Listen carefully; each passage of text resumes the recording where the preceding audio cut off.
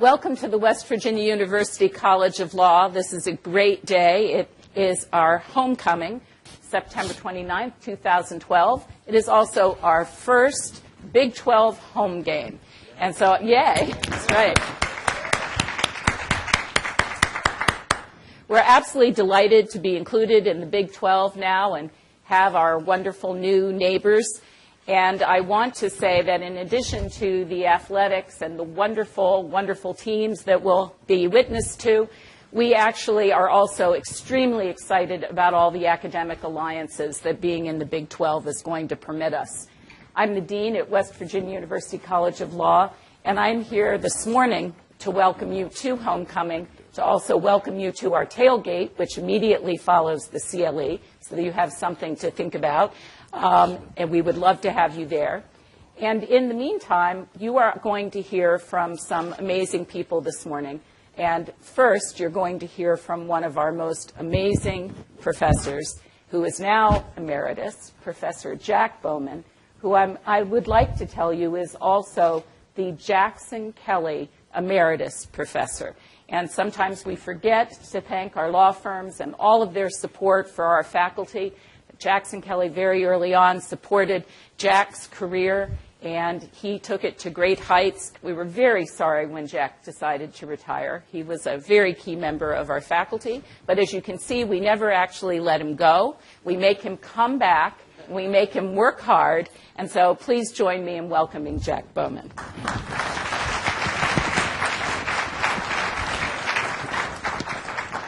Thank you, Dean.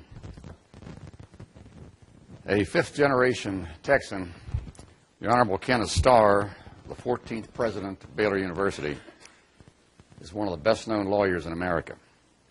A former dean of Pepperdine Law School, he has argued 36 cases before the United States Supreme Court, including 25 cases during his service as Solicitor General of the United States from 1989 to 1993. He has served as the U.S. Circuit Judge of the District of Columbia Circuit, as a law clerk to Chief Justice Warren Burger, as a law clerk to Fifth Circuit Judge David Dyer, and as independent counsel for 5 investigations, including Whitewater. He has taught constitutional law at New York University and was a distinguished visiting professor at the George Mason University School of Law.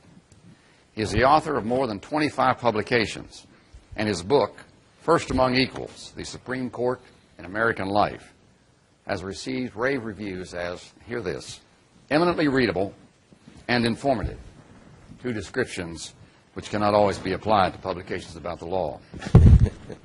This morning, he will grace our continuing legal education program with a presentation on the first Monday in October, a discussion of the latest on the U.S. Supreme Court. Despite his distinguished career and his multitudinous honors, Ken Starr is no intellectual snob. An intellectual snob is someone who can listen to the William Tell Overture and not think about the Lone Ranger. Well, Ken Starr will be thinking about the Lone Ranger, but he will be thinking of how to use the Lone Ranger's values to educate our youth and strengthen our country. Ken Starr has received a multitude of honors and awards, including the J. Reuben Clark Law Society 2005 Distinguished Service Award, the 2004 Capitol Book Award, the Jefferson Cup Award from the FBI, the Edmund Randolph Award for Outstanding Service in the Department of Justice, and the Attorney General's Award for Distinguished Service. Just the other week, I was driving through rural southern Pennsylvania, and I saw the sign that read, George Jones, veterinarian and taxidermist. Either way, you get your dog back. Well, Ken Starr has been in academia and in the intensively competitive real world. And either way, we've always gotten our money's worth. Chief Justice Charles Evans Hughes once said, we judge a person the way we judge a ship, by displacement. By that standard, Ken Starr has always taken up a lot of space in the things that really matter in the world. Please welcome our distinguished guest, the President of Baylor University, Judge Ken Starr.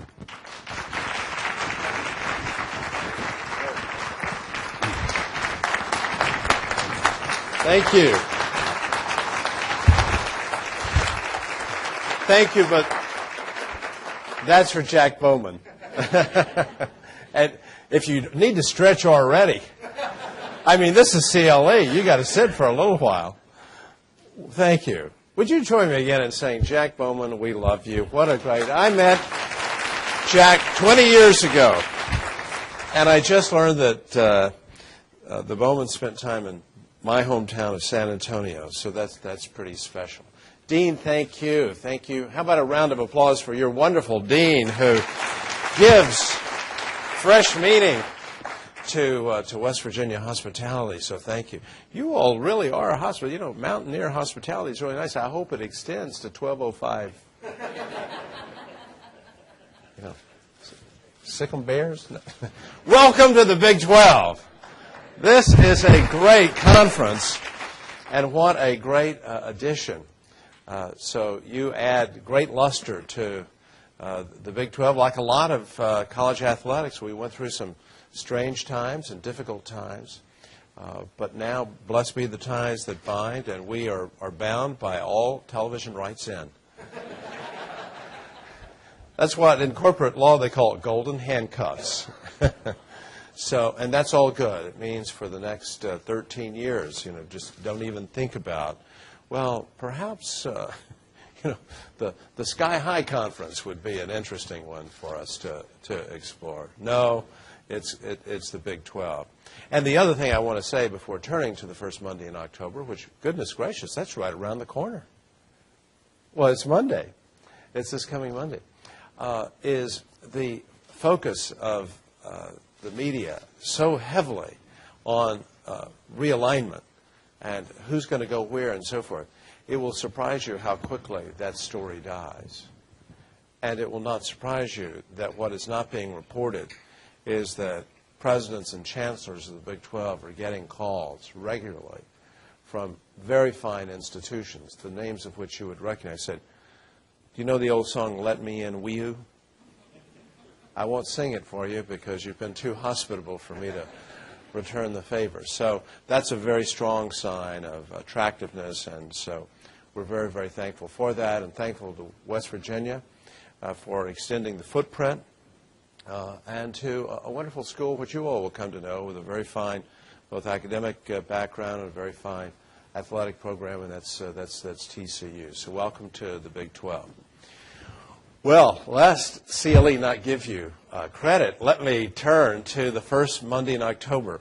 How many folks have been to the Supreme Court of the United States?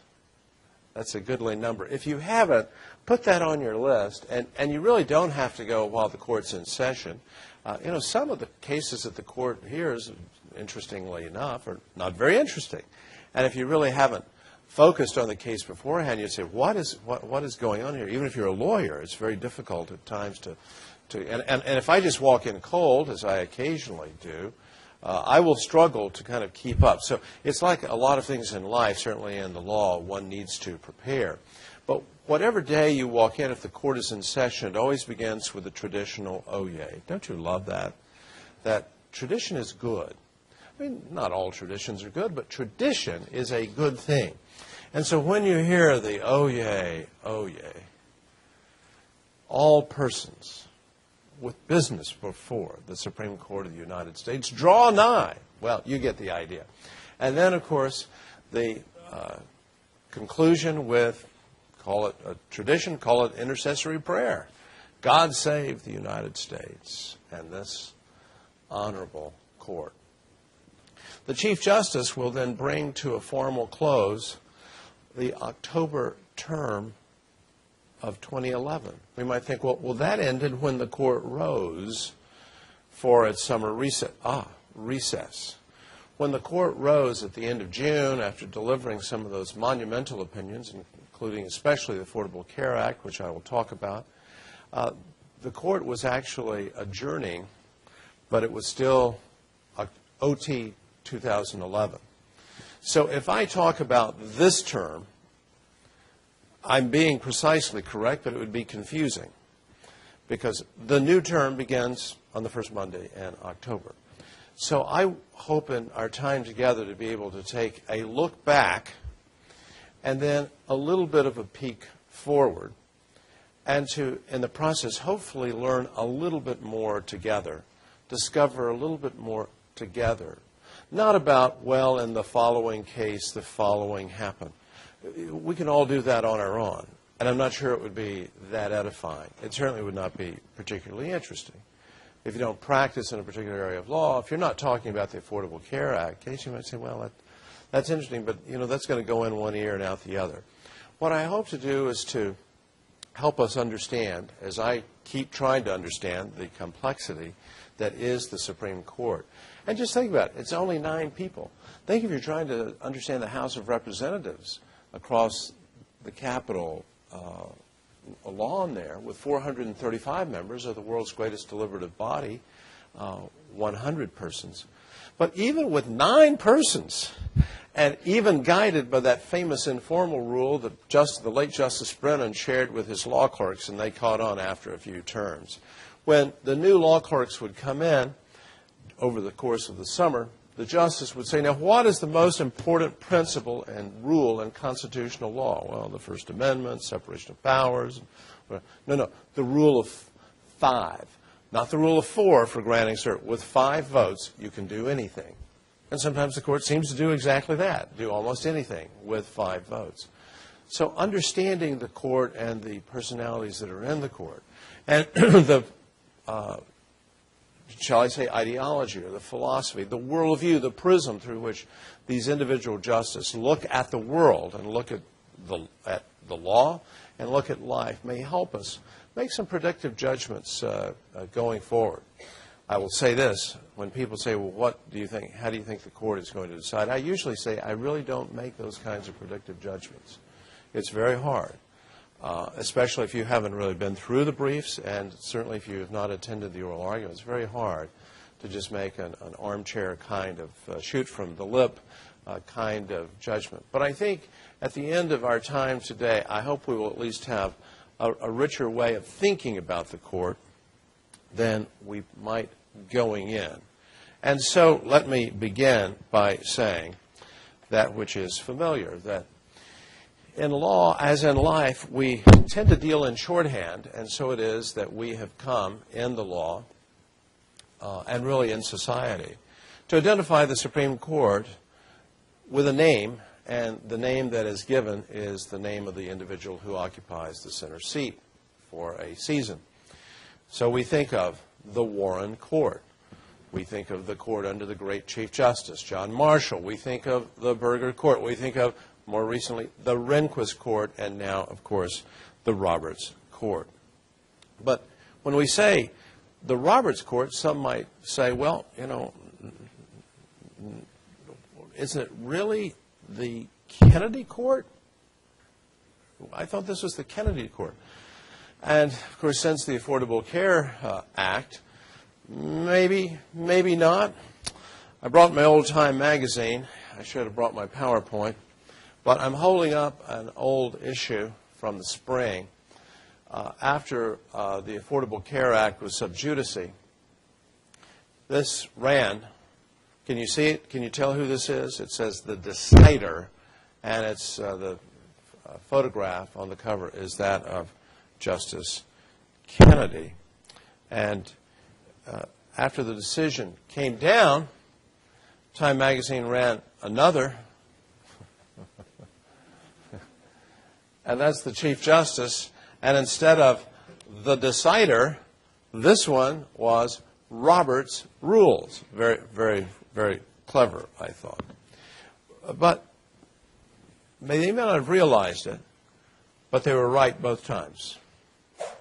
Both those covers were exactly like. So let's look at the term now coming to an end as a whole.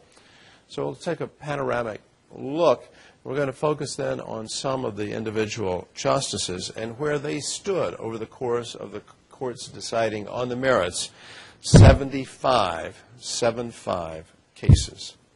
So according to that authoritative source, SCOTUS blog, which really is a wonderful, wonderful source of information about the court, analysis, but especially numbers crunching, Justice Kennedy, let me go ahead and go back to the Summer Olympics, won the gold medal.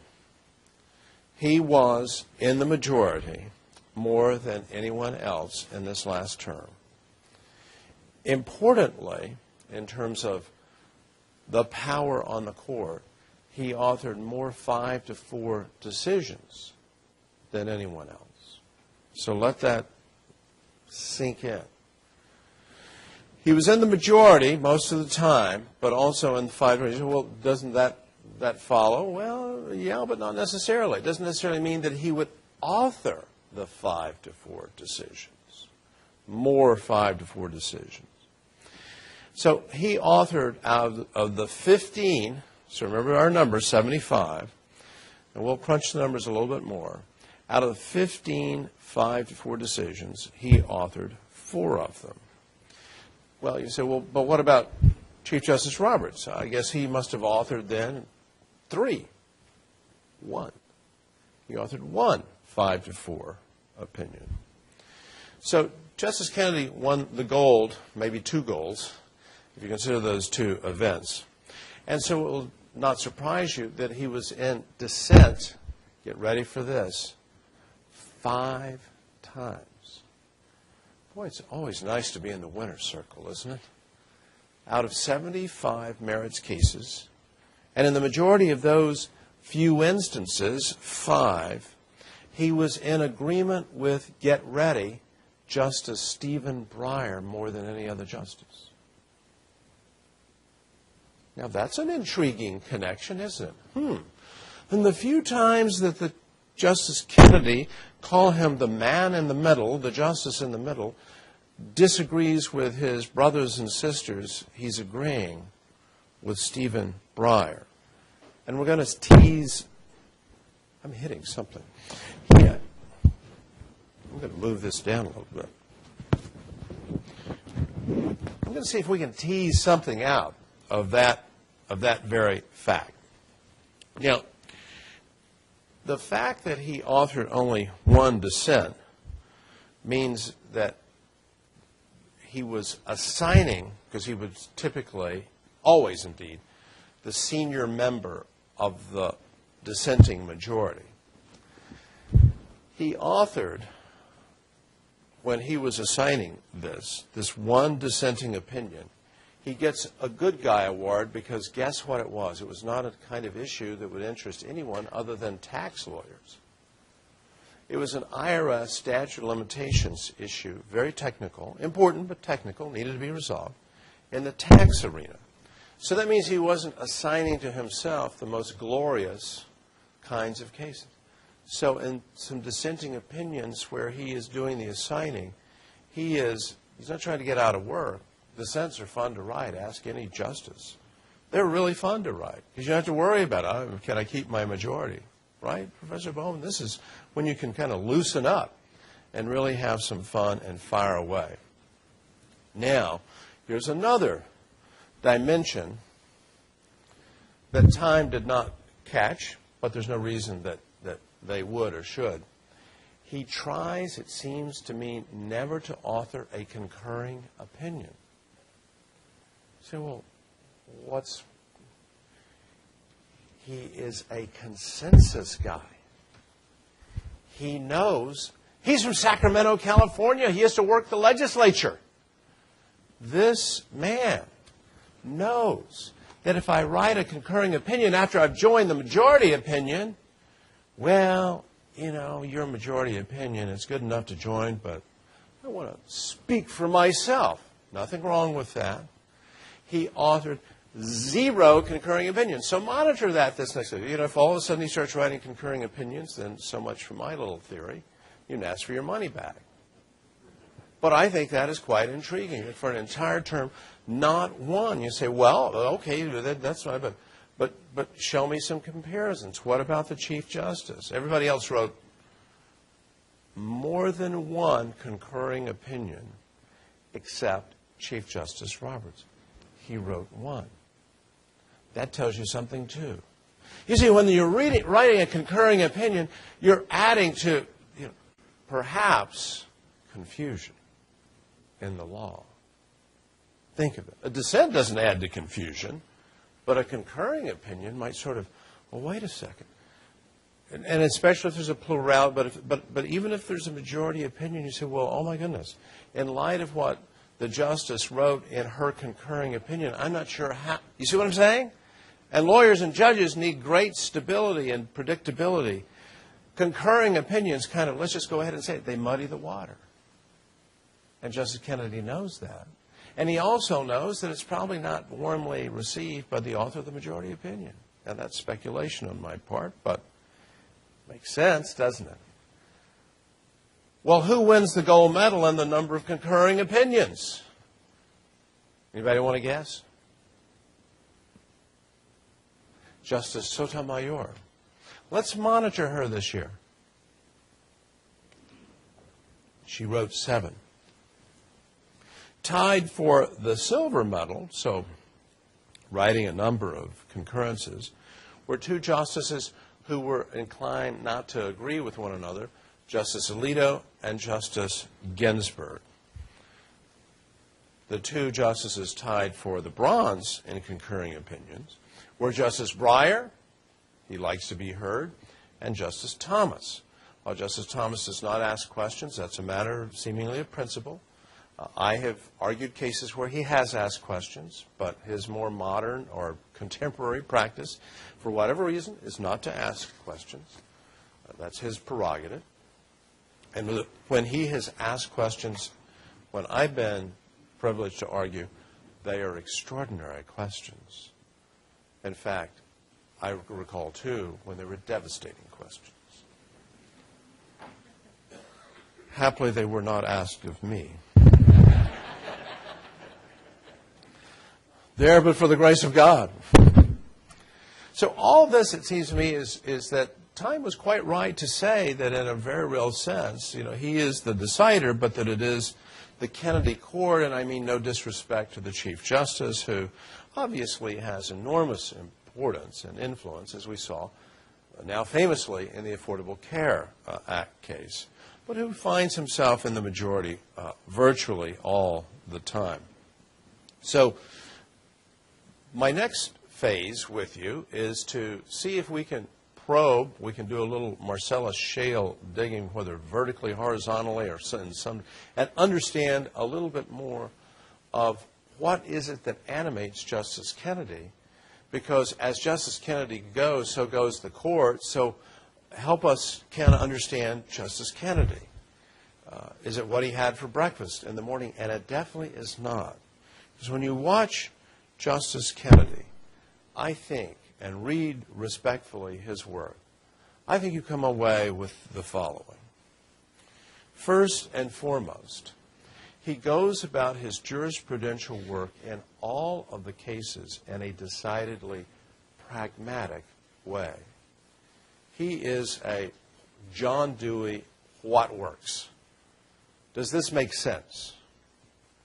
He does not look at the world through a deeply ideological, philosophical. You say, well, I knew that coming in. You add some value here. All right, I'll try.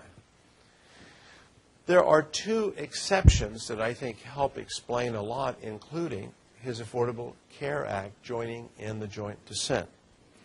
And those 2 exceptions that I think point back to the general rule of what works, what makes sense. Call it balance. Call it the golden mean. Call it moderation. First, the first exception to that is an absolutely fierce Holmesian, Brandeisian commitment to freedom of speech. It's not just that he likes free speech.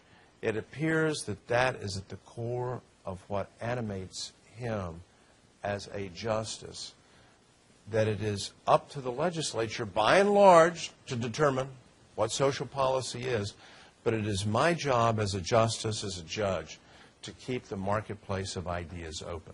This is very Holmesian. This is very Brandeisian. I kind of caught on to this about 20 years ago when I heard him give a speech. And in that speech, he used very harsh and condemnatory language to condemn a majority free speech opinion, he was in dissent, by the iconic colleague at the time, Justice Thurgood Marshall. The case is called Austin, not Texas, Austin Person versus the Michigan Chamber of Commerce. And the state of Michigan, as part of campaign finance reform, had made it a crime under state law for corporations, sound familiar? For corporations to expend corporate treasury funds to promote the candidacy of an identifiable candidate. So think issues advocacy, no reference to, I don't want to get too deeply into campaign finance law. It's very technical. I know a little bit about it, just enough to be very dangerous. So I'd never give advice on campaign finance regulation. It's very arcane. But here's the principle. Justice Kennedy felt so strongly that the court had taken a wrong term in Austin versus Michigan Chamber of Commerce that he gave a speech in New York condemning it and saying it will not stand. Do you know when it was overruled? In Citizens United. Yes, Citizens United, which then was condemned by President Obama at the State of the Union.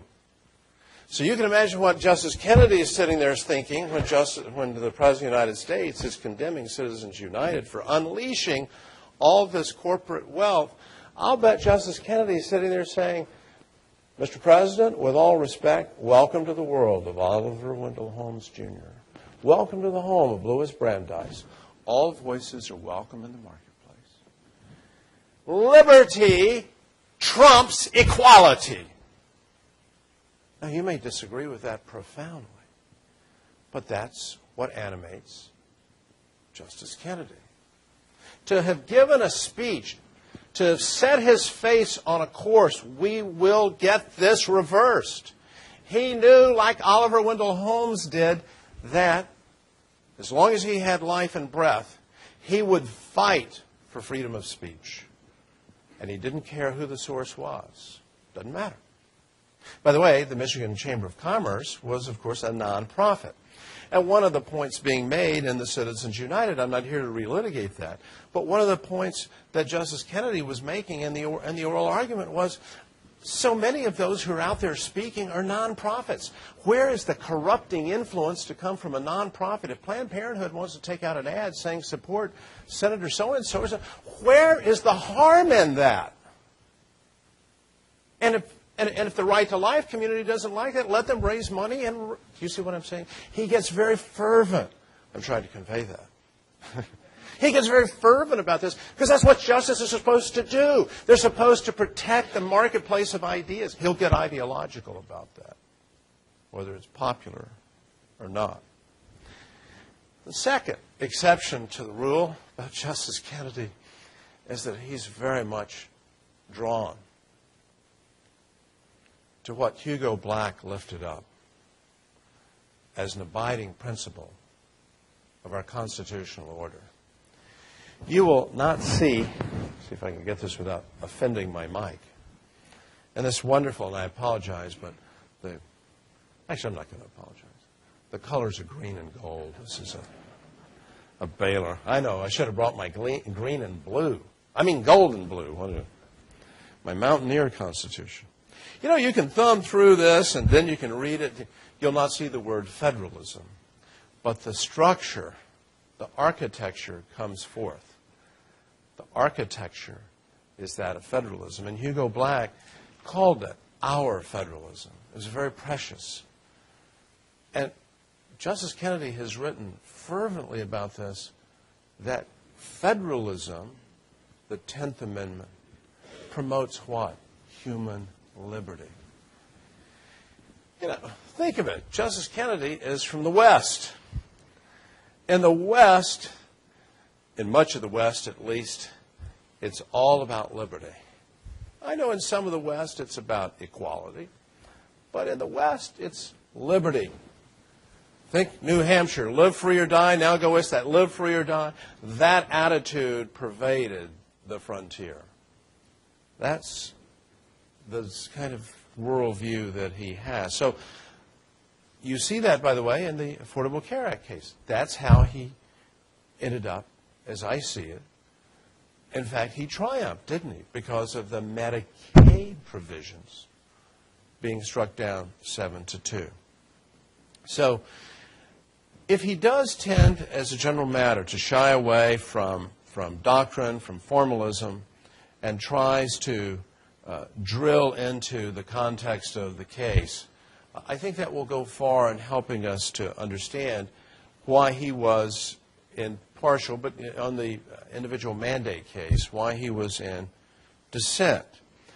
Now, you might say, well, why wouldn't he, if he's the pragmatist that you think he is, why wouldn't he have been convinced by Justice Ginsburg, very elaborate, very powerful partial dissent on the individual mandate,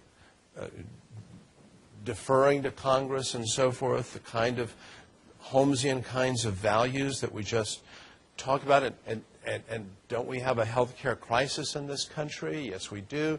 And yet he was in this sort of formalistic dissent. But the baseline for him, recall, is liberty and federalism. Federalism. And so I think with respect to those things that touch on the rights of the states and those that offend the baseline of liberty, he will, in fact, largely be quite pragmatic.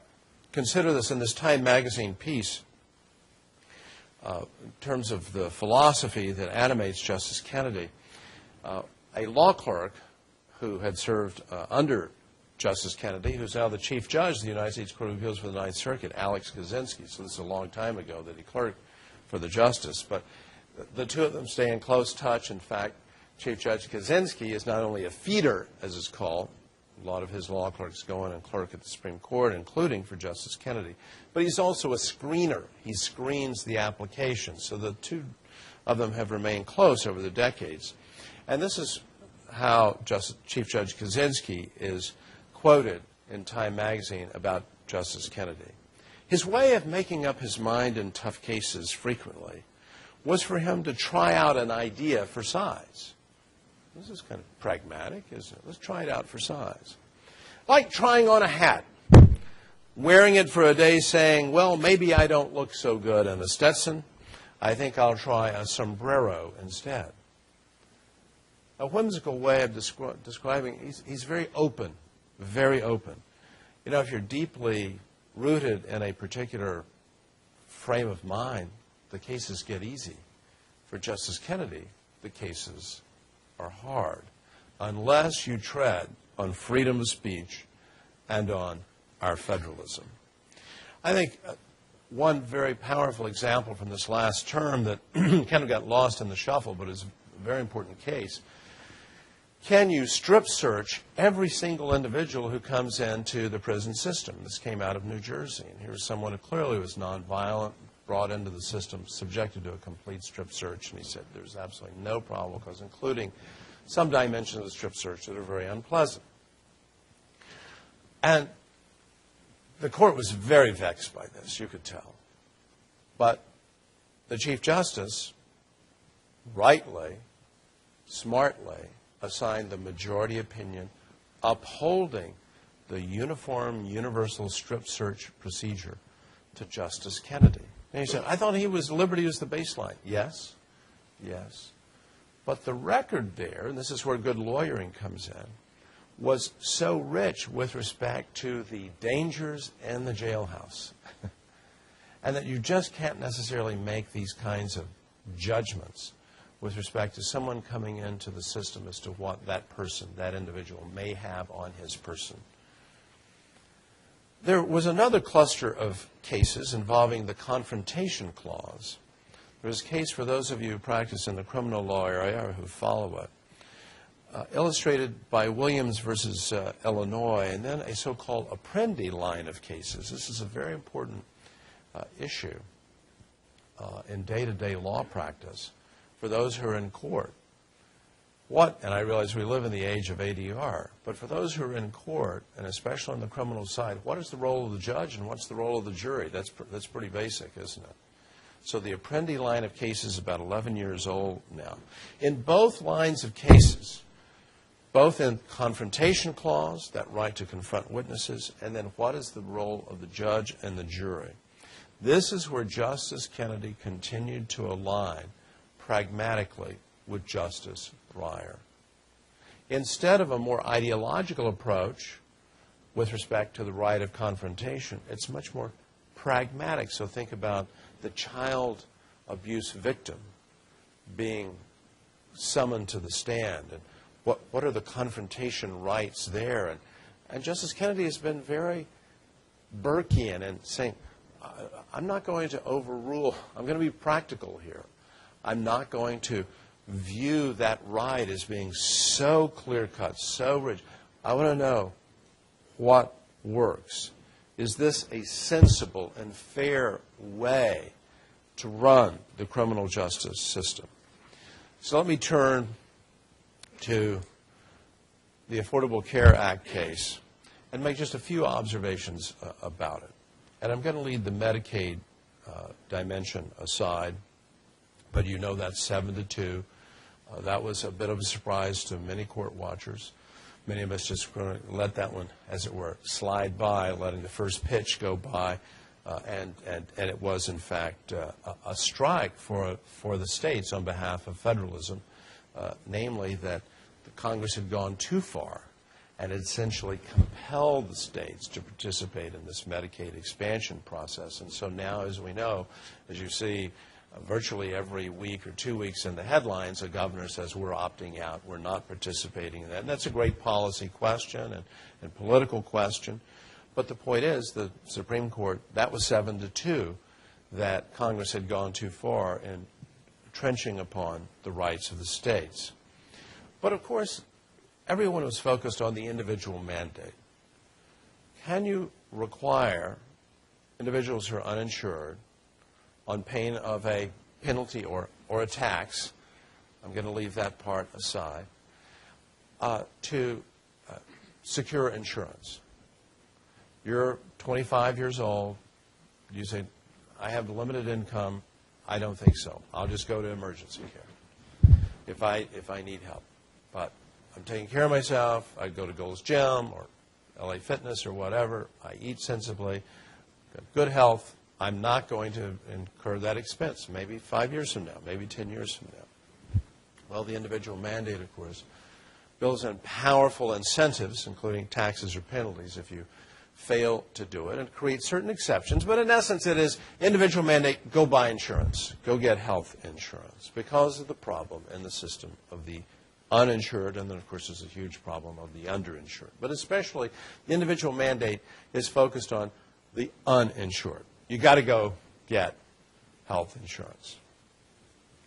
And the Supreme Court has upheld it 5-4. Justice Kennedy didn't dissent, so he wasn't the decider there, and Roberts rules, the Chief Justice, is now famous and somewhat controversial, perhaps switch in his vote.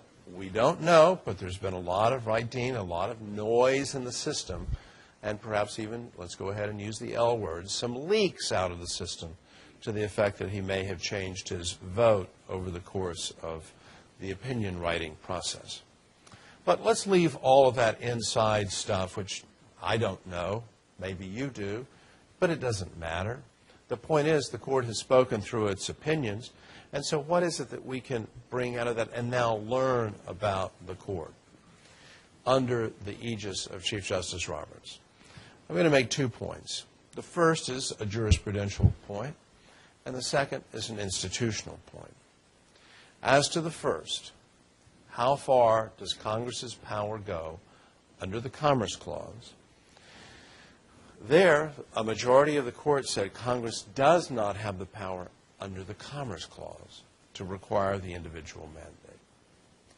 My jurisprudential point is that the extent of Congress's power under the Commerce Clause of Article 1, Section 8, Clause 3, has been dividing the court now for decades.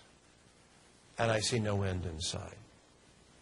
And that division, when you step back and scroll back to the origins of the Federal Republic under the American Constitution, really is an echo of the conversation that was underway at the founding. As between the Federalists and the Anti-Federalists, it really is that same conversation in modern-day form. It really is the conversation that divided in General Washington's cabinet Alexander Hamilton, on the one hand, the pro-federal power perspective, and Mr. Jefferson on the other hand. It's that same squabble. And so the Chief Justice here managed to defeat, as it were, to send the ghost of Alexander Hamilton away.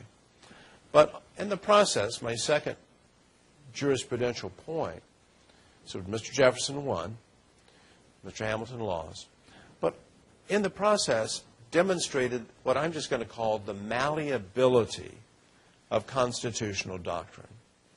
Because when you drill into the Chief Justice's opinion for the court under the tax clause and analyzing the cases under the tax clause to come to the view, the ultimate conclusion, that the individual mandate provisions did in fact constitute a tax, not for purposes of the Tax Anti-Injunction Act. You can't sue to stop a tax. You can sue after the fact. Not a tax for purposes of statutory analysis, but it is a tax for purposes of constitutional analysis. It just goes to show you constitutional doctrine is very malleable, and it's why it's very frustrating to lawyers. I find it full of excitement and energy and the like, but it's frustrating. It's kind of not like tax law or ERISA law or so many other areas. I've known at least one great professor who was teaching constitutional law, and then he just said, I forswear it. And he teaches real estate law. Really, he just said, he wanted greater certainty, greater stability. But of course, life is unstable, and law and government, and this is, of course, so informed by policy. Now the institutional point very briefly. I believe that John Roberts took a page from, and I'm not the first to observe this, but I did observe it early on because I said it in Time magazine.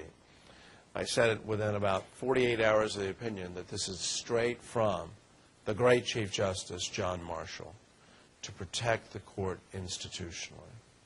Because think of what it is, whatever your view is of the constitutionality of the individual mandate, what would, in an election year, it look like right now if the Supreme Court had struck down the individual mandate?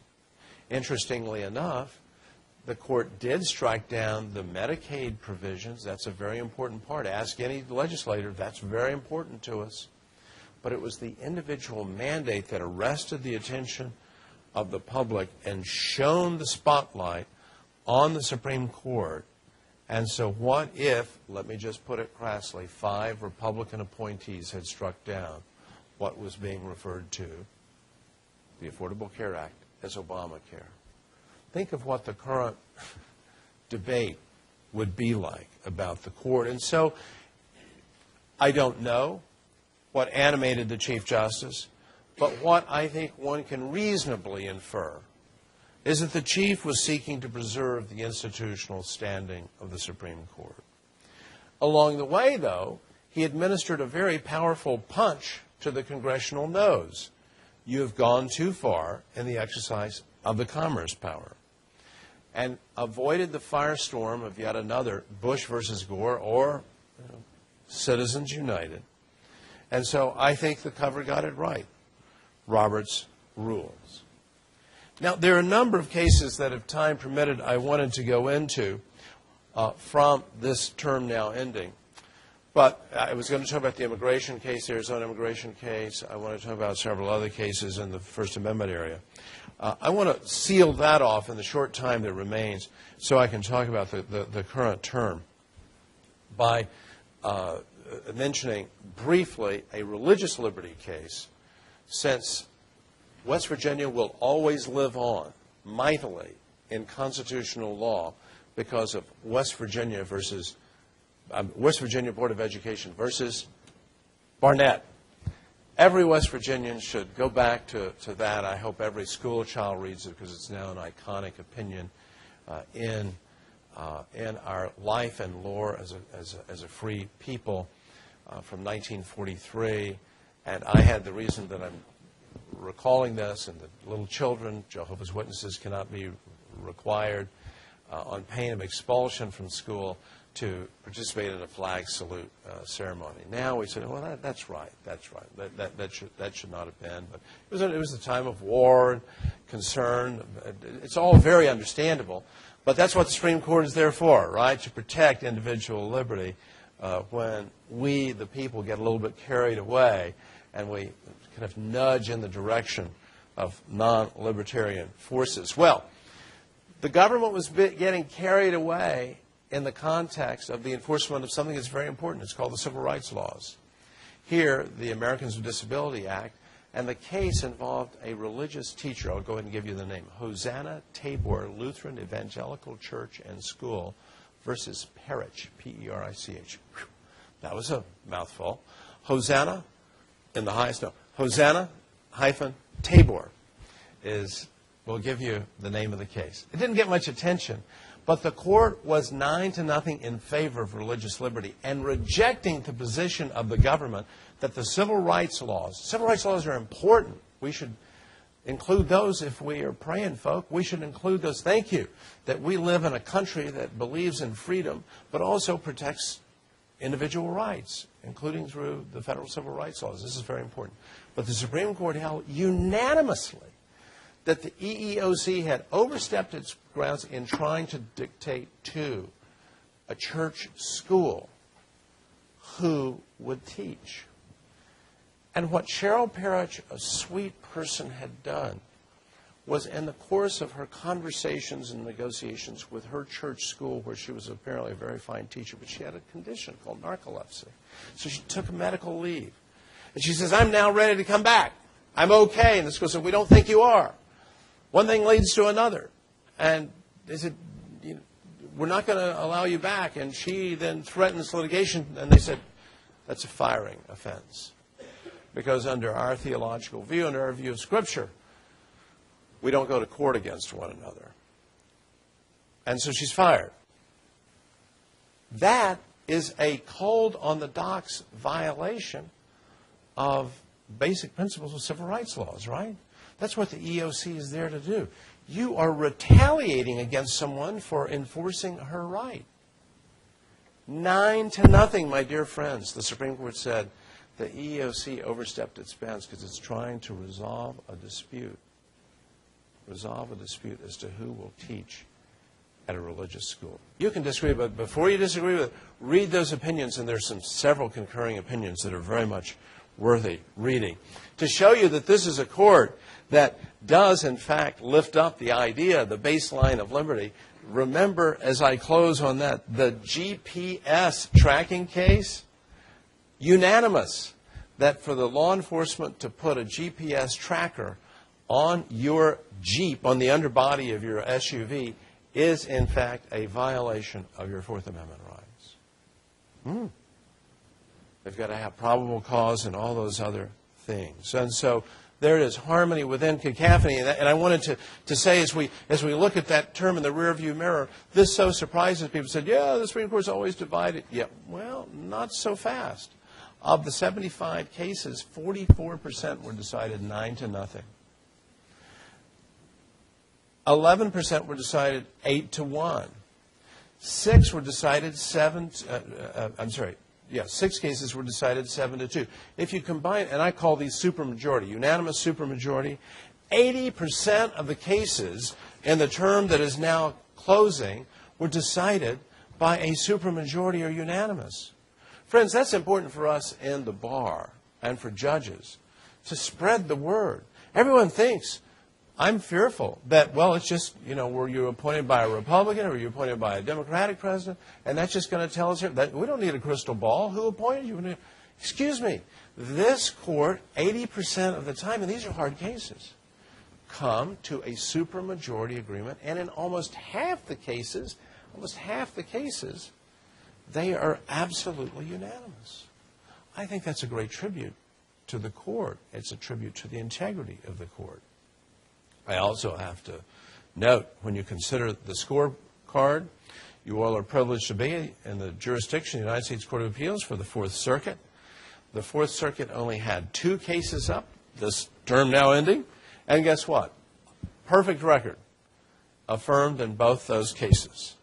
You might say, well, Aren't there other circuits out there who have their cases reviewed with some degree of regularity? Yes, you're so right. The Ninth Circuit accounted for 32% of the Supreme Court's docket. Their batting average? Not so good. Reversed in 71% of the cases. Now that tells you, somebody's out of step. Is it, as Judge Reinhardt from Los Angeles would say, it's the Supreme Court that's out of step? Well, I don't know. That's for you to decide as to who's out of step. In terms of the majority, isn't Justice Thomas the one who's just sort of always out there all by himself? Well, he came in third in terms of being in the majority, 85% of the term. Do you know who was by far in the majority the least? You want to guess? Justice Ruth Ginsburg. Only one justice was in the 70% in the majority. Now, do you see, they're in the majority a majority of the time. So that tells us something. So there's this kind of culture of, we basically agree, but okay, we're going to have some disagreements here. So 44% of the time, they're all right there, of course, in the unanimity. Justice Breyer was next to the bottom, which is a little bit of a surprise, 76%. He was in the majority. Justice Ginsburg was the only justice who didn't get up to the 70% of being in the majority. She was 69%. That is her lowest in 5 terms. So something obviously happened, that she was in disagreement a lot. One thing that I encourage law students, and so I'm now going to say to lawyers and judges, look at the instances of summary reversals, where the Supreme Court typically unanimously summarily reverses just based on the petition and the brief in opposition. That is absolutely extraordinary.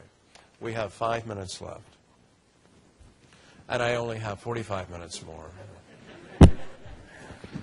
And what you do under these circumstances is you obey the red light.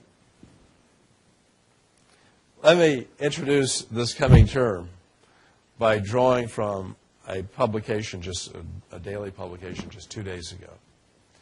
It would be hard to top the historic significance of the term that just ended, but Supreme Court watchers say the justices will confront some momentous questions once again when their next term officially begins Monday.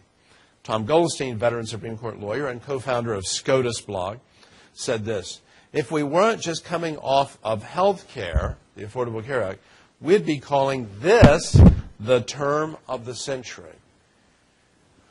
I will close by saying, keep your eye on the University of Texas affirmative action case, Fisher versus the University of Texas, which will be argued on October 10th. Now, Abigail Fisher, I've got 4 minutes left, applies to the University of Texas, and she went to a large public high school. She just missed that which would have given her automatic admission into the University of Texas to graduate in the top 10% of her class. If you get in the top 10% of your class in Texas, you are automatically admitted. Unless there's some disqualifying, you're automatically qualified for admission. This is a law passed by Texas. That's now been reduced to 8%, but at the time it was 10%. She just missed it. She had a 3.6 on a 4.0 scale, and her high school was a very apparently strong academically high school. And she had right at 1,200 on the SAT, so she's a qualified applicant under the University of Texas standards. And she also had something really going for her. She was a very accomplished cellist in the orchestra, has a very promising avocational career. But she was denied admission under a very then complicated holistic approach under the Grutter case coming out of the University of Michigan. What is interesting, and I will leave you with this on this homecoming day that is quite interesting to me, in following this case, which is very, very important for higher education, for public higher education, is a brief filed by basketball coaches in support of the University of Texas. There are 3 major basketball coaches organizations out there, and they combined in an amicus brief that supports the conscious use of race as a factor in admissions. And here is what the executive director of the National Association of Basketball Coaches said.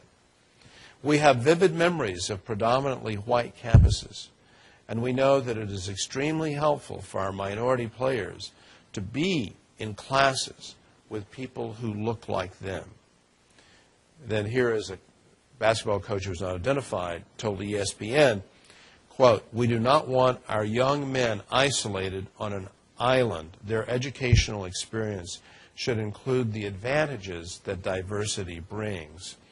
And a law professor who's representing them, a law professor at the University of Pennsylvania, said this: "The coaches are interested in preserving the status quo of diversity on their teams where the athletes can work together and on the campus where diversity can transform their outlook." So stay tuned with respect to Fisher. It will be argued on October 10, and soon we will know the other blockbuster issue. There are many that will be very important. The Voting Rights Act is huge.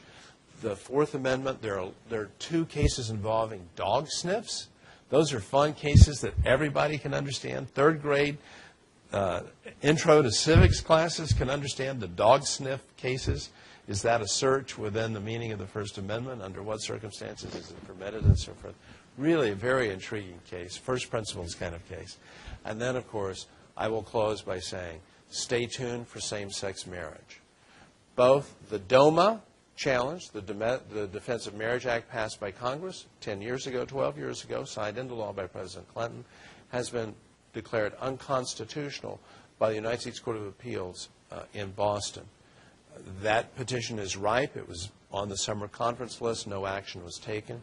There is also a petition that is now before the court that is ripe as well from California, the Proposition 8 case. So you've got the federal case and then you've got the state case. And the state case involves the specific and foundational issue as to whether same-sex marriage is constitutionally demanded. Is that constitutionally protected so as to override state laws to the contrary?